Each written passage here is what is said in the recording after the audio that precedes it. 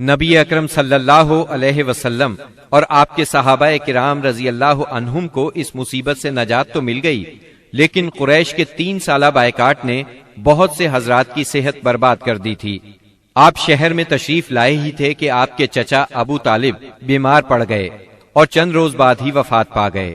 صحیح بخاری میں مسیب رحمت اللہ علیہ سے مروی ہے کہ جب ابو طالب کی وفات کا وقت آیا تو نبی کریم صلی اللہ علیہ وسلم ان کے پاس تشریف لے گئے۔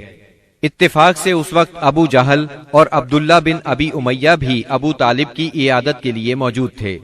رسول اللہ صلی اللہ علیہ وسلم نے فرمایا، چاچا جان، آپ لا الہ الا اللہ کہہ دیجئے، بس ایک کلمہ جس کے ذریعے میں اللہ تعالی کے پاس آپ کے لیے حجت پیش کر سکوں گا۔ اسی وقت ابو جہل اور عبداللہ بن ابی امیہ نے دخل اندازی کی، بولے، ابو طالب، کیا تم اپنے باپ عبد المطلب کے دین سے پھر جاؤ گے؟ یہ سن کر ابو طالب ذرا دیر کے لیے رکے، پھر بولے، میں عبد المطلب کے دین پر مرتا ہوں۔ اس کے بعد ابو طالب نے آپ کی طرف دیکھا اور کہا، میں کلمہ شہادت کہہ دیتا، لیکن قریش کہیں گے کہ ابو طالب موت سے ڈر گیا۔ یہ سن کر آپ نے فرمایا، میں آپ کے لیے مغفرت کی دعا کرتا رہوں گا جب تک اللہ مجھے ایسا کرنے سے منع نہ کر دے۔ اس پر سورہ توبہ کی آیت 113 نازل ہوئی۔ نبی اور اہل ایمان کے لیے درست نہیں کہ مشرکین کے لیے دعائے مغفرت کریں، اگرچہ وہ قرابت دار ہی کیوں نہ ہوں، جبکہ ان پر واضح ہو چکا ہے کہ وہ جہنمی ہیں۔ جناب ابو طالب کی وفات کے چند روز بعد سیدہ خدیجہ رضی اللہ عنہا نے انتقال فرمایا۔ آپ اپنے شفیق چچا کی وفات کے صدمے سے ابھی سنبھلے بھی نہیں تھے کہ سیدہ خدیجہ رضی اللہ عنہا جیسی جانثار اور غم گسار رفیقہ حیات دنیا سے رخصت ہو گئیں۔ ان کی وفات نبوت کے 10ویں سال ماہ رمضان میں ہوئی۔ اس وقت ان کی عمر 65 برس تھی۔ رسول اللہ صلی اللہ علیہ وسلم کا ارشاد ہے، جس وقت لوگوں نے میرے ساتھ کفر کیا وہ مجھ پر ایمان لائیں، جس وقت لوگوں نے مجھے جھٹلایا انہوں نے میری تصدیق کی، جس وقت لوگوں نے مجھے محروم کیا انہوں نے مجھے اپنے مال میں شریک کیا، اور اللہ نے مجھے ان سے اولاد دی اور دوسری بیویوں سے کوئی اولاد نہ دی۔ ان کی میت خود آپ نے قبر میں اتاری۔ اس سال کا نام خود آپ نے عام الحزن رکھا۔ یہ نام تاریخ اسلام کا جز بن گیا۔ جناب ابو طالب اور سیدہ خدیجۃ الکبریٰ کی وفات کے بعد کفار مکہ اور بھی زیادہ دلیر ہو گئے، پہلے سے زیادہ آپ کو تنگ کرنے لگے، یہاں تک کہ آپ کا گھر سے نکلنا بھی مشکل ہو گیا۔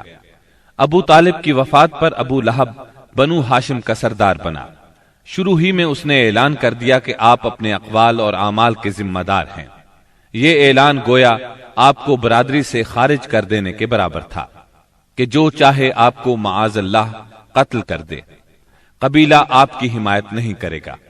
آخر کار آپ شوال 10 نبوت اواخر مئی یا اوائل جون 619 عیسوی کو اس ارادے سے طائف تشریف لے گئے کہ بنی ثقیف کو اسلام کی طرف بلائیں، اور اگر وہ اسلام قبول نہ کریں تو انہیں کم از کم اس بات پر آمادہ کریں کہ وہ آپ کو اپنے ہاں چین سے بیٹھ کر کام کرنے کا موقع دیں۔ طائف مکہ معظمہ سے 60 میل کے فاصلے پر پہاڑوں میں ایک سرسبز و شاداب مقام ہے، جو اپنی خوشگوار آب و ہوا کی وجہ سے اہل حجاز کے لیے ایک صحت افزا مقام کی حیثیت رکھتا ہے۔ جس وقت آپ نے طائف کا سفر اختیار کیا، وہاں قبیلہ بنو ثقیف برسر اقتدار تھا۔ آپ کو اس وقت کوئی سواری تک میسر نہیں تھی۔ مکہ معظمہ سے طائف تک کا سفر آپ نے پیدل طے کیا۔ آپ کے ساتھ صرف زید بن حارثہ رضی اللہ عنہ تھے۔ راستے میں جس قبیلے سے گزر ہوتا اسے اسلام کی دعوت دیتے، لیکن کسی نے بھی دعوت قبول نہ کی۔ وہاں پہنچ کر آپ نے 10 دن قیام فرمایا۔ اس قیام کے دوران ثقیف کے 3 سرداروں کے پاس گئے جو آپس میں بھائی تھے، جن کے نام یہ ہیں، عبد یالیل، مسعود اور حبیب۔ ان کے والد کا نام عمرو بن عمیر ثقفی تھا۔ آپ نے انہیں اللہ کی اطاعت اور اسلام کی مدد کی دعوت دی۔ انہوں نے انکار کر دیا اور خوف محسوس کیا کہ کہیں ان کا نوجوان طبقہ آپ کی تبلیغ سے متاثر نہ ہو جائے۔ مجبوراً آپ کو طائف چھوڑنا پڑا۔ جب آپ وہاں سے نکلے تو ثقیف کے سرداروں نے اپنے ہاں کے لفنگوں کو آپ کے پیچھے لگا دیا۔ وہ راستے کے دونوں طرف دور تک آپ پر آوازیں کستے چلے گئے۔ انہوں نے گالیاں بھی دیں اور پتھر بھی مارے، اس قدر پتھر مارے کہ آپ زخموں سے چور ہو گئے، اور اس قدر خون نکلا کہ آپ کے جوتے مبارک بھی۔ اس حالت میں آپ عتبہ اور شیبہ ابنائے ربیہ کے ایک باغ میں بیٹھ گئے۔ یہ باغ طائف سے 3 میل کے فاصلے پر واقع تھا۔ باغ میں ایک دیوار سے ٹیک لگا کر انگور کی بیل کے سائے میں بیٹھ گئے۔ جو کچھ پیش آیا اس پر سوچ بچار کر رہے تھے۔ چنانچہ آپ نے ایک رقت انگیز دعا فرمائی جو دعائے مستضعفین کے نام سے مشہور ہے، جس کا مفہوم یہ ہے: الہی میں تجھ سے اپنی کمزوری و بے بسی اور لوگوں کے نزدیک اپنی بے قدری کا شکوہ کرتا ہوں۔ یا ارحم الراحمین، تو کمزوروں کا رب ہے، تو میرا بھی رب ہے۔ تو مجھے کس کے حوالے کر رہا ہے؟ کیا کسی بیگانے کے جو میرے ساتھ تندی سے پیش آئے، یا کسی دشمن کے جسے تو نے میرے معاملے کا مالک بنا دیا ہے؟ اگر مجھ پر تیرا غضب نہیں ہے تو کوئی پرواہ نہیں، لیکن تیری عافیت میرے لیے زیادہ کشادہ ہے۔ میں تیرے چہرے کے اس نور کی پناہ چاہتا ہوں جس سے تاریکیاں روشن ہو گئیں، اور جس سے دنیا اور آخرت کے معاملات درست ہوئے، کہ تو مجھ پر اپنا غضب نازل کرے یا تیرا عتاب مجھ پر وارد ہو۔ مجھے تیری رضا مطلوب ہے، یہاں تک کہ تو خوش ہو جائے، اور تیرے بغیر کوئی زور اور طاقت نہیں۔ واپسی پر آپ بہت دل شکستہ تھے، غمگین تھے۔ جب آپ قرن المنازل کے قریب پہنچے تو محسوس ہوا آسمان پر ایک بادل سا چھایا ہوا ہے۔ نظر اٹھائی تو جبرائیل علیہ السلام سامنے تھے۔ انہوں نے کہا، آپ کی قوم نے جو جواب آپ کو دیا اللہ نے اس کو سن لیا ہے۔ اب یہ پہاڑوں کا منتظم فرشتہ اللہ نے بھیجا ہے، جو آپ حکم دینا چاہیں دے سکتے ہیں۔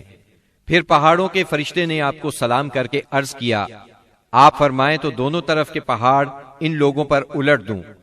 آپ نے فرمایا، نہیں، بلکہ مجھے امید ہے کہ اللہ تعالیٰ ان کی نسل سے ایسے لوگ پیدا کرے گا جو صرف ایک اللہ کی عبادت کریں گے اور اس کے ساتھ کسی کو شریک نہیں ٹھہرائیں گے۔ آپ طائف سے نکل کر چند روز نخلا کے مقام پر ٹھہرے۔ پریشان تھے کہ اب کیسے مکہ جاؤں۔ طائف میں جو کچھ گزری اس کی خبریں وہاں تک پہنچ چکی ہوں گی۔ اب تو کفار پہلے سے بھی زیادہ دلیر ہو جائیں گے۔ انہی دنوں کا ذکر ہے، ایک رات آپ نماز میں قرآن پڑھ رہے تھے کہ جنوں کے ایک گروہ کا ادھر سے گزر ہوا۔ انہوں نے قرآن سنا تو ایمان لے آئے، اپنی قوم میں جا کر تبلیغ شروع کر دی، اور اللہ نے اپنے نبی کو یہ خوشخبری سنائی کہ انسان اگرچہ آپ کی دعوت کو قبول نہیں کر رہے، مگر بہت سے جن اس کے گرویدہ ہو گئے ہیں اور اس دعوت کو اپنی جنس میں پھیلا رہے ہیں۔ اس واقعے کی تفصیل سورہ احقاف کی آیات 29 تا 31 میں درج ہے۔ اور یاد کرو جب ہم نے آپ کی طرف جنوں کے ایک گروہ کو متوجہ کیا کہ وہ قرآن سنے، پس جب نبی کے پاس پہنچ گئے تو ایک دوسرے سے کہنے لگے، خاموش ہو جاؤ۔ پھر جب تلاوت ختم ہو گئی تو اپنی قوم کو خبردار کرنے کے لیے واپس لوٹ گئے۔ کہنے لگے، اے ہماری قوم، ہم نے یقیناً وہ کتاب سنی ہے جو موسیٰ کے بعد نازل کی گئی ہے، جو اپنے سے پہلی کتابوں کی تصدیق کرنے والی ہے، جو سچے دین اور راہ راست کی طرف راہبری کرتی ہے۔ اے ہماری قوم، اللہ کے بلانے والے کا کہا مانو، اس پر ایمان لاؤ تو اللہ تمہارے گناہ بخش دے گا اور تمہیں المناک عذاب سے پناہ دے گا۔ اس موقع پر جن آپ کے سامنے نہیں آئے تھے، نہ آپ نے ان کی آمد کو محسوس کیا تھا، بلکہ بعد میں اللہ نے وحی کے ذریعے سے آپ کو ان کے آنے اور قرآن سننے کی خبر دی۔ اس کے بعد تو جنوں کے پے در پے وفود حاضر ہونے لگے اور آپ سے ان کی آمنے سامنے ملاقاتیں ہوتی رہیں۔ چند روز بعد رسول اللہ صلی اللہ علیہ وسلم نخلا سے نکل کر مکہ معظمہ روانہ ہوئے۔